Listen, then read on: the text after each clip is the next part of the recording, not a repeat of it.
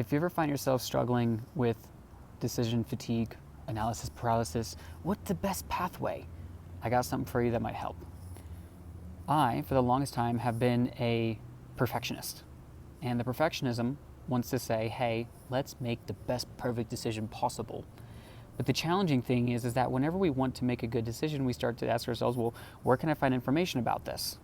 And so we go on YouTube, we go on Instagram, we go on the internet, and let's just say it's in the context of diet. We go out there, we say, what is the best diet? And in one moment you have a doctor and an MD saying, oh, well, it's vegan. And then in the next moment you have another doctor saying, oh, it's carnivore. And you have another one that's saying, yes, meat, yes, plants, no plants, yes, fruit, no fruit, yes, sugar, no sugar. And it's very fucking confusing. Like, no matter where you go, there's always conflicting opinions, and a confused mind takes no action. And so that's where I and we find ourselves. So then what do we do about it? The answer is we have to not let perfect be the enemy of good. Because good, or good enough, is what gets us moving. I'll use myself as an example. I was struggling with the food thing, and then so much conflicting information, I was just doing nothing. Then one day I said, you know what, I'm just gonna pick one thing, and let's see what happens. And so I changed my butter from a regular butter to a grass-fed butter.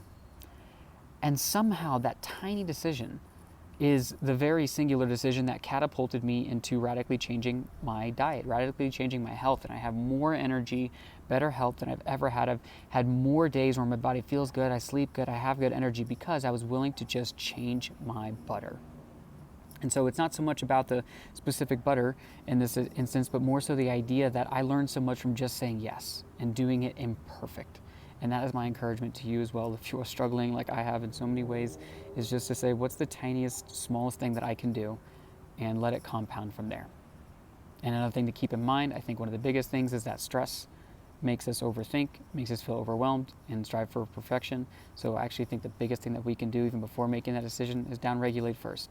Feet on the earth, sun in our eyes, move our bodies, do a breath work, that type of thing. So give that a shout. Let me know if this is helpful. And if you want a little practice that can help you to downregulate and feel at ease, I'm going to leave a link in the description that will help you de-stress so you can feel clear and make a good decision for you. Much love.